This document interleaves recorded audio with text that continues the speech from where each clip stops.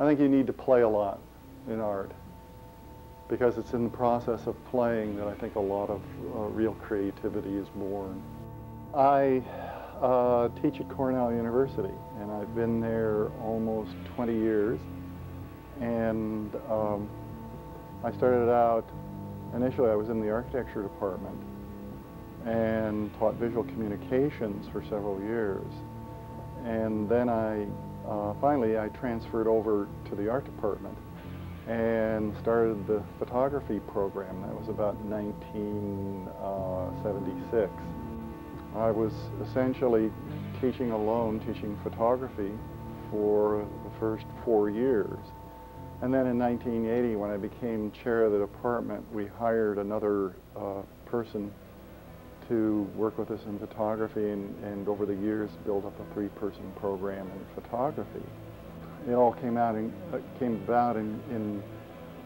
kind of an interesting way. I was sitting talking with one of the staff people in the college and saying, gee, what I really would like to be able to do in photography is if I had an image of somebody with their arm up like this, that I'd like to be able to put their arm down like this. And I said that it was nearly impossible to go into the darkroom and make that kind of alteration. And he said, well, you could probably do it on the computer. And I said, really? He said, yeah, there are programs around that are beginning to come out that'll do that kind of thing. So I said, wow. So at that point, I began looking around and talking with people on campus to try to find out what kind of programs could do this, what kind of equipment that I would need. I mean, I really was almost illiterate as far as computers were going. I went to see this one fellow on campus who was in what's now known as CIT, although it was under a different name at that point. And I said, I told him what I wanted to do. I said, essentially, I want to work with images that have photographic quality on the computer. And he said, oh, he said, that's so far off in the future, I don't know how that'll ever happen. I really come at this as a photographer, and it's interesting to see how different people, what they do with the kind of software and hardware that is presented, because it depends so much on what their prior experience has been and where they come from. A lot of photographers are more interested, I shouldn't say more, but are quite interested in the fine print, the object, the photographic print as that's the piece which excites them and interests them and involves them. I think I've always been more interested in the image which is created, and photography has been a means for creating the images. I start with an idea, and then I begin to try to realize it with the images that I put on the computer. And then there's an interaction between the two, because I have certain images and I have discoveries as I'm trying to piece them together. And so the ultimate object, the ultimate piece that results from this is really a mixture. It's kind of a dialogue that happens between the imagery and my initial conception. That's what I really am getting into, finding a great interest is working with animation programs. Because of I think my interest in photography, I mean, what's always interested me mostly about photography is the images. You can overlay several images on top of each other, keep them active, move them around on the screen, almost like a cut and paste sort of a situation. Here in my workstation, the other thing that I'm also doing is I've developed I've got some sound equipment and a soundboard which I put in my machine, and so that in the end, when I do an animation, I'll play the animation and take it back out to videotape and I'll also then add sound with it, so it's become a complete multimedia package or a multimedia piece once it's completed. What I've been doing over the last few years is basically working on with these newer programs on animation and with the music editing programs, and beginning to know those, and so that I can put the two together. I can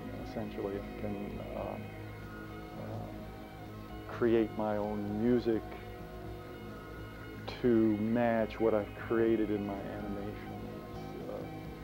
It becomes then this kind of total piece, and that's on one side. On the other side, I'm still doing still images like this one that's up here on this one screen here. When you talk about, say, Picasso's blue or red period, that you've got the artist, the historian critic in that's applying their own way of taking a look at Picasso. And Picasso, if you asked him, would say, "What are you talking about?" Because I think this is true, that for any artist, and I'd say this would be true for myself, I can't tell you the path I followed, and I would rather not tell you where I'm going to go, because I just I want that to be a discovery.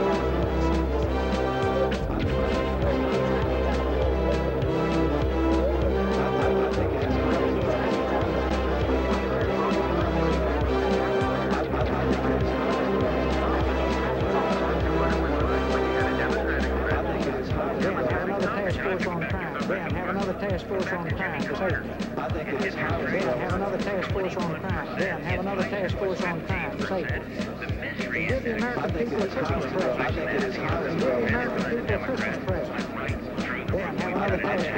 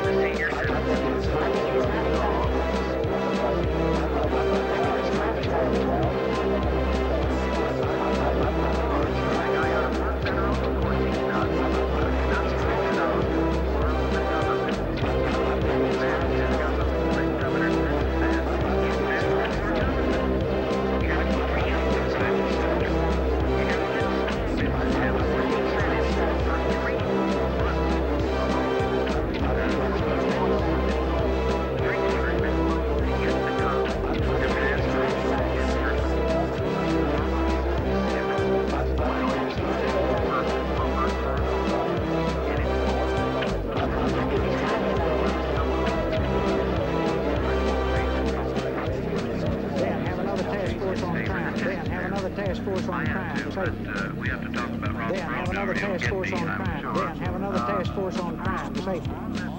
And give the American people a Christmas present. And give the American people a Christmas present. Then have another task force on crime. Then have another task force on crime to safety.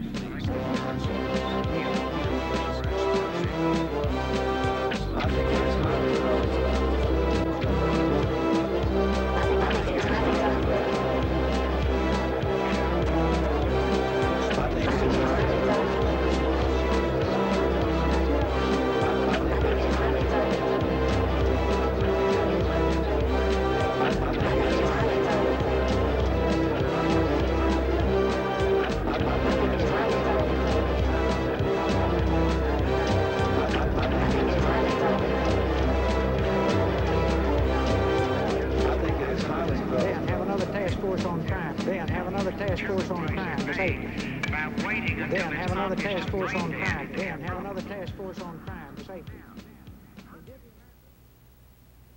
The final piece, it never is what I initially conceived it to be. It's always has gone through a series of transformations, has become something else. I'm still very much involved also in creating still images. I seem to kind of work back and forth in cycles. Right now, I think most of my attention in the last month or so has really gone back into doing the animation and polishing up my skills with the 2D animation program. But later on, I'll go back to this kind of, to working with just the single still images. I like to do things that sort of free you up, and that you don't have to feel too tied to, or you don't feel that you have to make absolutely significant and important. I was also laying various objects on top of the surface once I'd gotten the photographic pieces on there, so that suddenly it shifts the scale of things, and you see that leaf against the side of the building, and it makes the leaf look huge, although what it is just that it's that alteration of scale.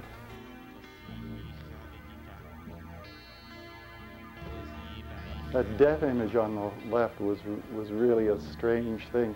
There was a plaque, part of a plaque on the front of a church, and underneath was a slot into which people could put gifts or offerings for the poor.